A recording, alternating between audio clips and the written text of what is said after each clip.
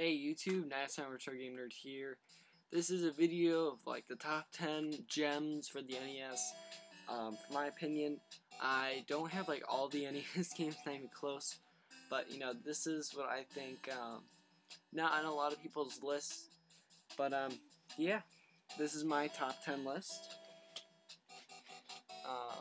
Yeah, a lot of these games are like somewhat known, but I don't think they deserve. I think they deserve more. The first one, I think, is a Heavy Barrel on the NES. This game is pretty much amazing. I really like this. Think of it as like Ikari Warriors, but much more fun. It's less easy to die. It's not as challenging, but you really get that reward factor for making those shootings. It's like easy to like dodge bullets, and you know, it's just really fun. Once you play this game, you'll really get into it, and this will be like a really good game for you. Now, I'm a huge baseball fan, and when people look at baseball games for the NES, they're like, I'm not going to play that. I want to play Legend of Zelda, yeah, no baseball. Baseball sucks. No, I love baseball. But most NES, some NES games on the, some baseball NES games on the NES, they suck. I think that the bases loaded games aren't too good, but these games are pretty much awesome. And yeah, it actually is the RBI Baseball series. RBI Baseball 1 is pretty fun. The guys look kind of chubby, I gotta admit, but overall, it's a good view and it's really easy to hit the ball and stuff. RBI Baseball 2 has improved graphics. It's pretty fun. And RBI Baseball 3, I think this is the best. But this is an amazing baseball game. I have this complete box. I have manuals, and these are actual teams and players. Like, you could play as Roger Clemens. A bunch of good stars back in the day. And you get, like, some advantages and stuff, like Nolan Ryan. And I think the only bad thing about this game is that it's too easy. You can easily get like 6 runs in an inning. So yeah, that's the only disadvantage. But yeah, and you could easily throw like knuckleballs and stuff that it slows you down. But overall, I think this is too easy. I think if there would be a hard version, like difficulty hard, I think this would be a lot more like enjoyable.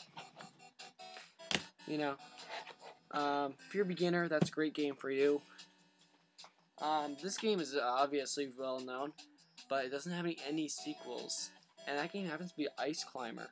I don't think this gets enough love. I know the characters get enough love, but this game is really fun. I just threw this in because I wasn't sure about the 10th game. So I really like this game. It's really fun. I just had to give it a try, and I really am enjoying this game. So yeah, there's that one. Of course, I gotta include this one. Probably one of my favorite. This is my favorite NES game, and not too many collectors know about it. A lot of starting collectors know nothing about this. That game happens to be Metal Storm on NES. This is a fantastic game. If you want to see any reviews, check the Happy Video Game Nerd. He has a really good review on it. He says this is one of the most overlooked games of all time, and like no one knows about it. I consider this a rare game, worth $40 to $50. Yeah. So not many people are able to get it. So that's unfortunate. That game's amazing. And that uses gravity. You can go on the ceiling and start shooting things and stuff, and it's really, really cool. Man, it's really difficult too. It's like a trial and error game, as soon as you get through some enemies, so whoa, enemies right there, so you, after a lot of tries, you know exactly what spots to be in to be at the safe zone, basically. This game is pretty fun. I haven't played too much of it, but I know this is definitely a hidden gem. It's Little Nemo Dream Master. It doesn't look too good at first because it's got it's made by Capcom. A lot of Capcom games on NES are really fun. It's got king named Little Nemo. It's got like all these a little kid on it. It's not really a game you'd immediately pop in the NES. So once you first get it, and don't really know much about it. So yeah, this is a really fun game. I really like it. It's a side-scrolling action game, and you can turn into different kinds of enemies. You throw candy at it, and they become like dazed, and you can like get in like a little soup. So yeah, I can see that being like sued by that company. What is it? You know how this company sued Mario for wearing the Tanuki suit? Yeah, just like that. A game I absolutely love, and basically this is just like Combat on Atari, but enhanced graphics. Um, this is like the same controls too. So basically, they used their idea. There wasn't any sequel to this, and it was Vindicators. It's unlicensed, and I absolutely love this game. This is also a 2-player game, so I definitely, this is definitely worth putting in a Nintendo at least a couple times. This is a really fun game. Basically, you're a tank if you've never played Combat, which I don't really know if anyone has never played Combat. But you shoot a tank, and you move and get some power-ups, and then get stronger. And at the end of a stage, you get some money by defeating enemies, and you can buy some more power-ups and stuff, and get ready for the boss. And just so much fun 2-player. You try to get that advantage of getting ahead of them and getting the power-ups before they do, and you getting all the money and they don't. So yeah, this is a really fun game, especially 2-player. Definitely recommend that if you like Combat but think it needs a sequel. Galaxy 5000. This is an uncommon game. It has an amazing label. I think this game is definitely a hidden gem. Not too many people know about this. I think this might have been a late release. I don't know. It might have been made in like 1990, but made by Activision. I just want to have you guys get a cool label of that. I think this is one of the best labels on the NES. And this has some really good sound and really good graphics. This is a futuristic racing game, and this is done well. The closest game I can relate to this is Rock and Roll Racing, but just like gameplay wise, I don't have the game, but I've seen some gameplay of it. But I think it's pretty relevant to that. And basically, you can even shoot. You don't have a set amount of ammo. You can just shoot in front of you and hit guys and slow them down and get ahead of them. So yeah, it's not like in Mario Kart where you're just waiting to get a turtle shell just to throw at them. No, you can just like hit them anytime. But I don't think you can hit backwards. And you can get power-ups. I think there are bombs maybe. I don't know. But you can jump and stuff. You can jump over things. I really love this game. It's I don't think it gets too much love, but I guess it's well known.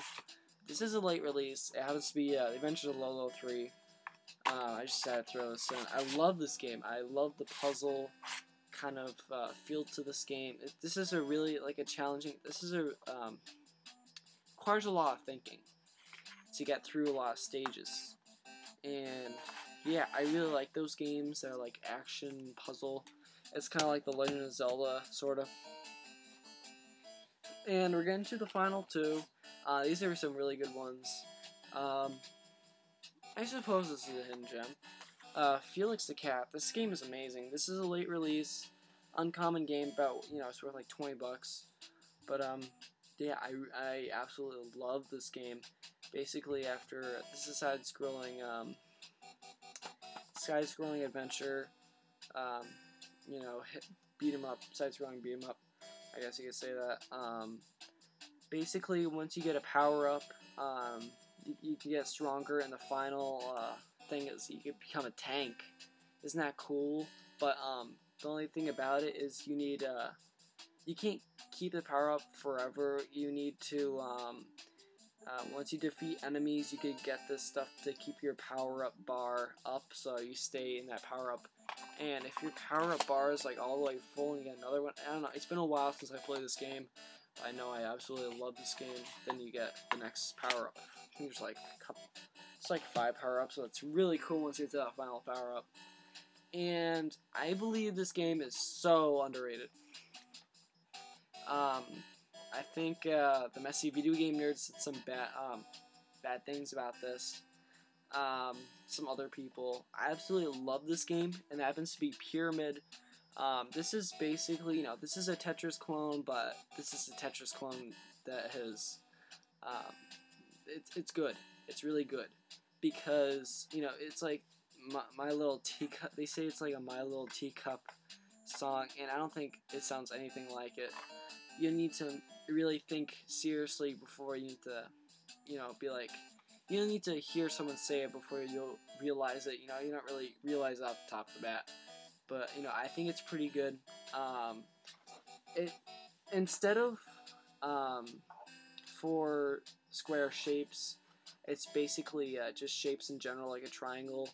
And basically there's more space, and it takes longer to fill up a column.